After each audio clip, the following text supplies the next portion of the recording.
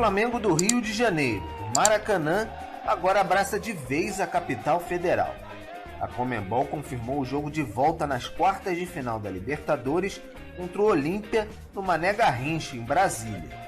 No Rio, a prefeitura liberou 10% da capacidade do Maracanã para público, cerca de 7.500 lugares. Não agradou a diretoria. Em Brasília, a liberação oficial é de 25% da capacidade do Mané, o equivalente a 18.000 lugares. Embora contra o Defensa e Justiça nas oitavas de final, o público pagante tenha sido de 5.518 torcedores. Longe de casa por opção na competição sul-americana, dentro de campo o Flamengo de Renato Gaúcho continua espetacular. O massacre sobre o Corinthians na Neoquímica Arena foi mais um para a estatística recente. São 6 jogos, 6 vitórias, 24 gols marcados e apenas 3 sofridos. O melhor início de um técnico rubro-negro no século XXI. Nós temos mais de 19 equipes, além do Flamengo. A gente respeita todas elas, a gente trabalha, é um campeonato longo, um campeonato difícil para todo mundo, não é só para Flamengo, Palmeiras e Atlético. É um campeonato que é bastante competitivo. Acho importante que, aquilo que eu falei, a gente vem buscando as vitórias, a gente vem encostando nos líderes. O objetivo é esse, buscar sempre vitórias para que a gente possa daqui a pouco aparecer já no G4. Esse é o objetivo. E não é só no brasileiro, a gente tem as outras competições, como falo. A gente busca sempre as vitórias para ir passando de fase também. Nesta semana, o time vai até Natal para o duelo de volta da Copa do Brasil contra o ABC, mas com uma escalação reserva. Com a vantagem de 6-0 na mala, Renato Gaúcho e os principais jogadores ficam no Rio. Tempo é ouro em meio ao calendário apertado. Renato sabe e deseja um respiro para ser ainda mais impressionante, perto ou longe do Rio de Janeiro.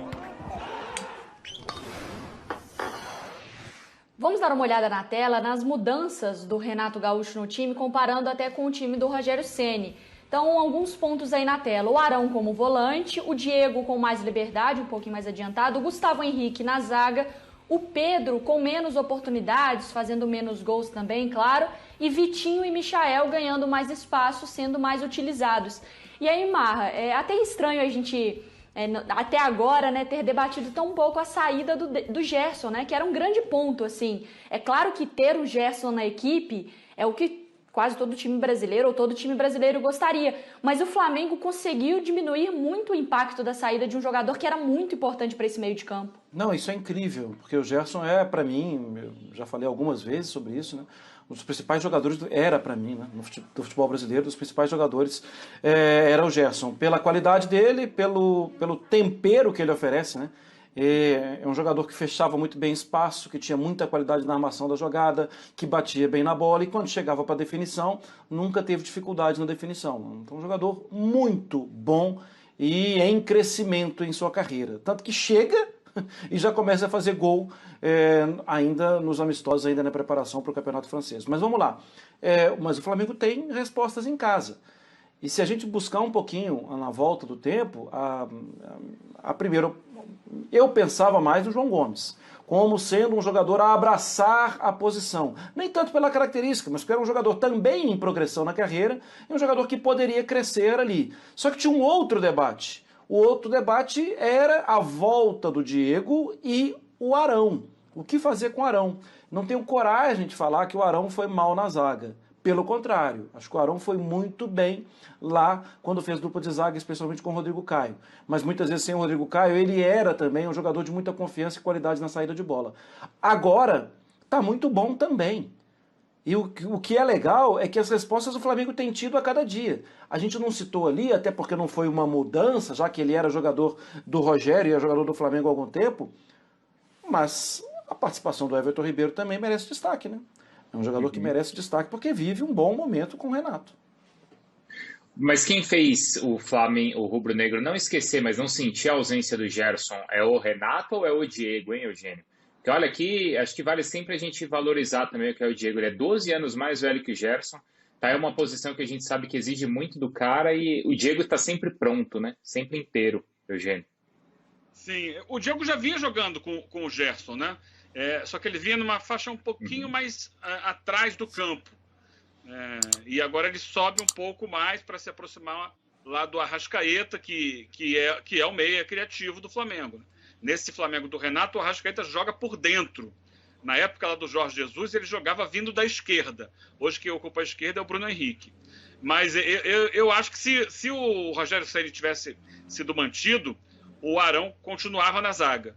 E aí ele ia apostar ou no João Gomes ou numa volta do Thiago Maia, que me parece ainda fora de forma, é natural que seja assim. Na minha cabeça, o substituto do Gerson no elenco é o Thiago Maia, mas ele não está ainda com o ritmo ideal de jogo. Então, fica como está.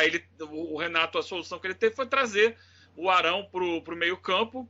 Eu não sei se exatamente pensando nisso, na saída do Gerson, ou se achando que é melhor para o Flamengo ter dois zagueiros de função ali atrás.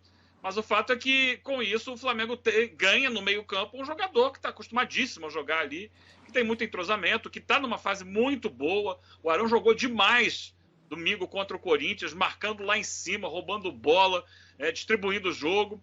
E o Diego, que segue fazendo o que ele já vinha fazendo. O Diego não mudou muito, ele só passou a jogar um pouco mais à frente. E aí o Flamengo conta também com o entrosamento, né? Os jogadores que voltaram porque estavam fora em virtude de seleção, o Gerson estava aparecendo muito naquele período de Copa América, né? O jogo era muito em cima dele, mas agora tem o Everton Ribeiro de volta, tem o Arrascaeta de volta, tem o Gabigol que recua às vezes para ajudar na construção da jogada. Então eu acho que é um coletivo. Não é o Renato, não é exatamente o Diego, é o coletivo do Flamengo que superou a ausência de um jogador importante como o Gerson.